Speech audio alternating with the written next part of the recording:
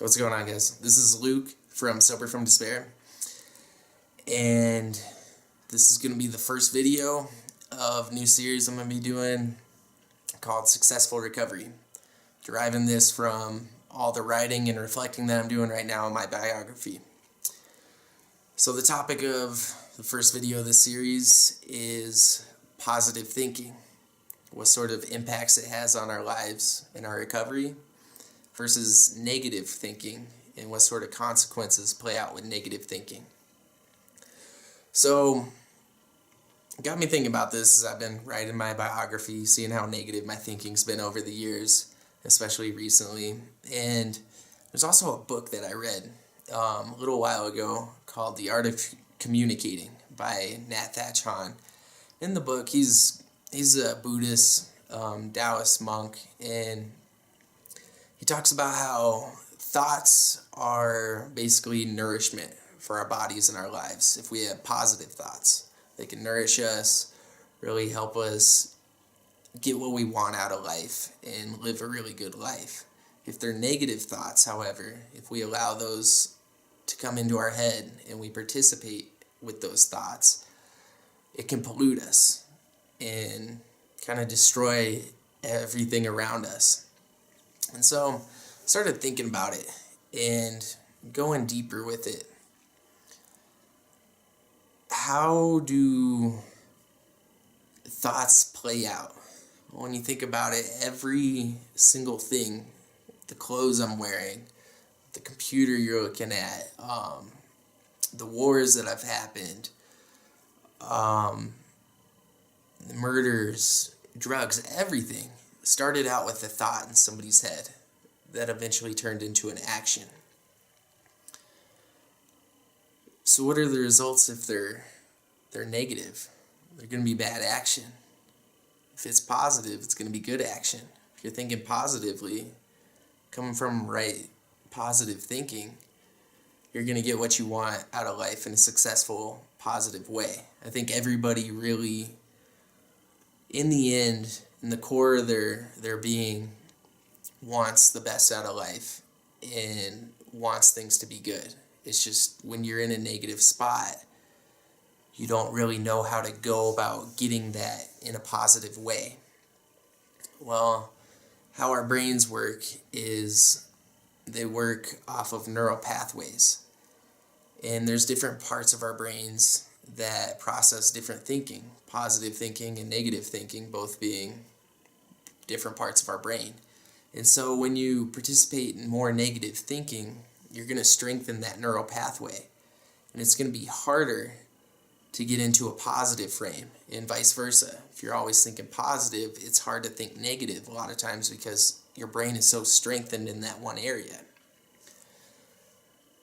So how can we strengthen these parts of our brains? Well, it starts with setting boundaries with ourselves. By setting boundaries, I mean coming to the idea that positive thinking is something you need out of your life and fully believing that and doing whatever it takes to get that. How do I come up with most of my thoughts? Well, most of my thoughts are derived from other experiences, other people's thoughts. A ton of stuff happens every day that influences my thinking and will influence yours as well. Whether it be watching TV. If you watch a lot of TV, the television shows that you're watching are flooding you with ideas, and those ideas are going to impact your thinking. So what would be the consequences if you're watching stuff that isn't really good for you? I mean, a lot of people are really identified with the news, and I think it's really good to be informed. It's great to know what's going on in the world, but when you become so identified with the news, and most of the stuff in the media is really negative, talking about wars, murders, drugs, different politics that are going on, just really negative stuff because negative stuff sells. When you're watching stuff that really doesn't affect you, but it affects some other people, and you're just watching it to stay informed, that's going to put you in a negative spot, because a lot of people identify with the news that they're watching.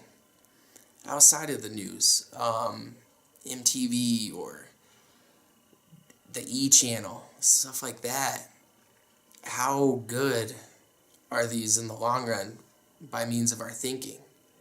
When it's something that's full of drama and just spiking your emotions, negative emotions a lot of times, it's not really good. I don't watch that much TV, but I'm a huge fan of laughing, because I think laughing is one of the most positive things you can do. It helps you enjoy life. That's why I watch a lot of comedy shows if I do watch TV, just to chill out and participate in some sort of positive thing for me, some sort of positive emotion to like take myself away from the negativity that I feel sometimes. Other things you can do is reading. Reading's huge. I know a lot of people aren't into books, but I think that's insane. There's a lot of positive stuff out there, whether it be self-development or books on leadership, communication, life, sleep, healthy habits, eating. There's tons of books on stuff like that. And all that's really positive stuff that you could be doing to help benefit your life instead of distract from what you need to be doing and what's actually going on with you. Another thing is, even music. Sort of music are you listening to? What sort of ideas are being pumped into your head every day? I know a lot of it has a real catchy beat, but the message behind that beat, what good is it doing in the long run for you? Outside of music and media and entertainment, setting boundaries with the people that you choose to interact with. I know for me, having my family situation the way it is right now, there's a lot of negative stuff going on with that. A lot of the friends that I've chose to be friends with over the years are pretty negative people. And if I'm going through a negative time in my life, which I have been for the past 6 months, when I call them, it really feeds into that negativity for me. So I have really 2 friends that if I'm going through a hard time, there's 2 people on my phone that I am willing to call. And the reason that is because they're very positive people. They listen to what I'm going through. They'll empathize and stuff, be there for me, but then they also give their own spin on what's going on. And if I'm in a negative mind frame, last thing I really need is somebody to be heightening my negative emotions and my negative thinking. So if I'm hanging out with or calling friends that are really positive, they're going to put a positive spin on what I'm going through and give me their take. And since their thinking is more positive than mine, I can further open my scope of what's going on and get a better view and see how, if I look at a situation one way, it could be horrible, but if I look at it a different way, the situation could be good in the long term.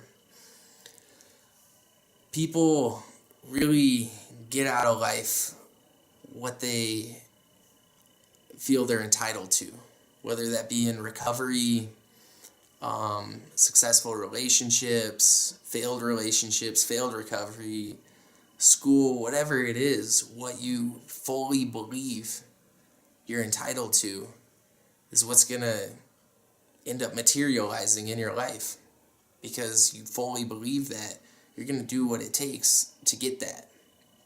Whereas if you've been hesitant about wanting something to be better, but not fully believing you deserve that, you're not going to do what it takes to get that, because you're going to be fighting it the whole way.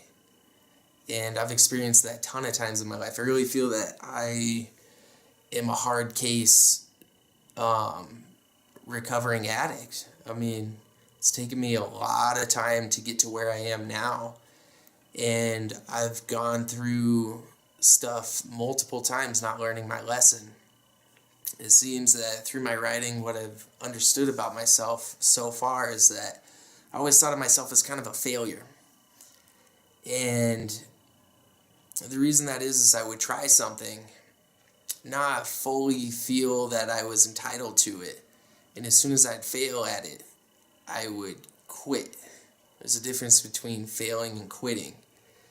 And if I felt any sort of resistance, I looked at failure. I'm like, oh, I'm failing.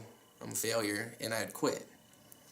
What I've learned about myself thus far and looking at my life and everything is the things that I've been successful at in my life, I've ended up having to do at least twice.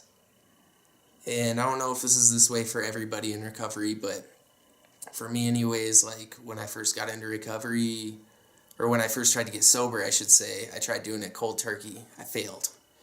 Made it a month or so. And then a few months down the road, I tried again. And I ended up failing. And then 6 months later, I ended up getting into an intensive outpatient treatment. And I failed at that 6 months into it. And the reason I failed was I wasn't putting in what I should have been, what I could have been, if I thought I was truly deserving of that. I was in a very negative place, and I was in it for the wrong reasons. And although I really wanted to be successful, I didn't think that I could be successful. So I settled for second best, which was feeling successful without being successful. And that only lasts so long. I'll talk more about that later in future blogs. But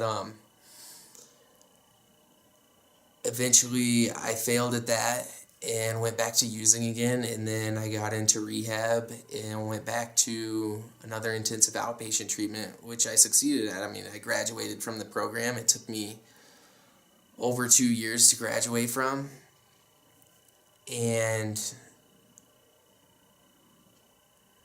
I thought I deserved it.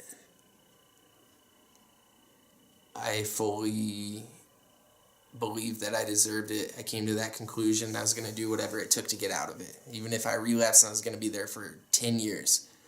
I was willing to do that because I fully believed that this is what I needed to do and I was going to graduate. So I did. And that's kind of how my life's always been. Is I've been pretty negative, and I'll start to fail at something, I'll just fully fail at it. And then if I re-enter it again, coming from a different frame, and I'll experience more resistance than I did the first time. I'll have more failures, more mistakes, more crazy shit happen the second time than I did the first time. But I'll prevail through it because my thinking will be positive and I'll feel fully entitled to it. So that's why I think this should be the first video of a successful recovery, because it's coming to the conclusion that, you know what, this is what I deserve. I'm entitled to this. Nobody's going to tell me otherwise. And I'm going to do whatever I can to make sure that my thinking doesn't influence negative action. So if I have to put up boundaries in my life, being like, you know what, I'm not going to participate in this negativity. I mean, at work, I used to be very, very negative, and now I'm trying to be more positive at it. Even though a lot of stuff I don't like I'm trying not to feed into my coworkers' negativity. And that's something I'm starting to work on. But I'm putting up boundaries with myself, like, you know what, I'm going to allow this to influence me, and this other bullshit that feels good because my brain has been wired that way over the years of participating in that shit. I'm going to put a wall up between us and try to go this route. Because it's going to eventually start building those pathways up in my brain. And my positive thinking is going to be even stronger and stronger as every day goes by. And the negative stuff is going to start to fade away. It's going to take a lot of time. And I've done this before. I mean, even over a year ago, I was doing this and it was feeling great. But I'm going to get back to that again. And that's going to be my focus. So this is the first video, first installment of Successful Recovery. Thank you for watching, and we'll talk to you soon.